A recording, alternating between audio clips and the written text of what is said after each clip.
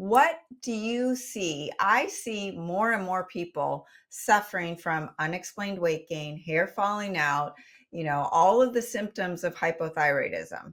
And then Mhm. their doctors, of course, say they're normal or what have you.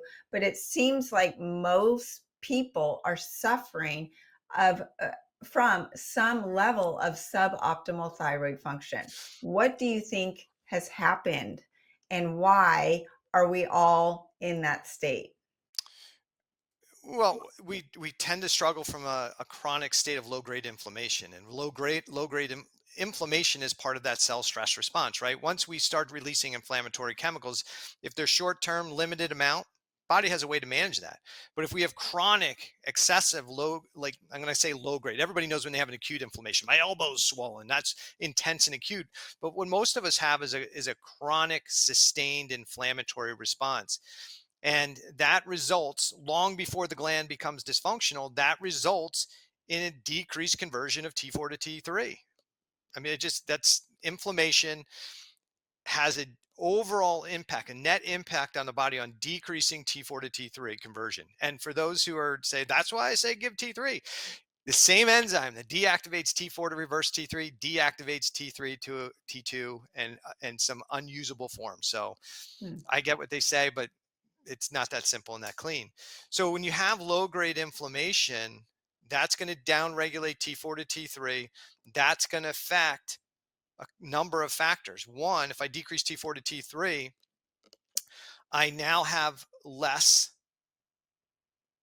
I have less mitochondrial density. So if I have less mitochondrial density, I have less mitochondria to take food energy and convert it to cell energy and make ATP. So now Mhm. my body needs less food intake because I can't make as much. And if I'm still eating the same amount of caloric intake, then where does all that excess food have to go? That excess food has to go into fat cells to be stored, and that requires energy that we really don't make. And so that makes us even tireder. The second thing that really happens is that when we have a reduced state of glucose or a reduced state of T4 to T3, we not only do we can't use as much glucose and convert it into cell energy, but we also, the decreased T4 to T3 conversion in the cell also results in loss of what we call these UCP protons that help us leak energy out of the cell. When we're eating a lot of food calories and maybe more than we need for cellular energy, we can dissipate a lot of that extra energy as heat through these what we call these leak channels.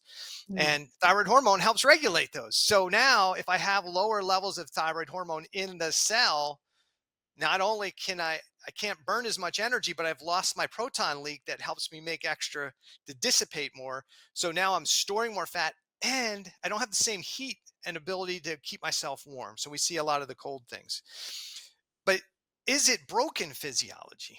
I, I'd argue it isn't. When we really understand what happens with mitochondrial function, and this is sometimes my beef with those who just say it's a mitochondrial problem. Is it a problem or is it an adaptive change?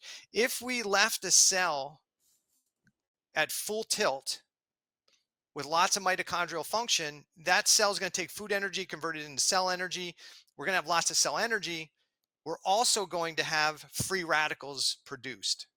And free radicals are things that could damage the cell. But the cool thing is a healthy cell in homeostasis makes antioxidants to offset the amount of free radicals, which is great. But if that cell's in stress, what happens at the cell level is that cell stiffens its cell membrane, reducing micronutrients coming into the cell on Mm. purpose, not by accident, on purpose. So now I have less micronutrients, less glucose, less micronutrients to make into these antioxidants. And so if I have less ability to make antioxidants, but I'm still had my mitochondria going full tilt, making still a lot of free radicals, and I've upregulated the cell danger response, which part of that cell danger response is to make more free radicals inside the cell so it can find and kill the threat. Now we have excessive free radical production, and that creates damage and destruction to the cell. So what does the cell do? It adaptively says, hey, I'm going to need some free radical production over here to deal with the threat. So I'm going to decrease the mitochondria. So I make less free radicals here, and now I can maintain my my redox balance.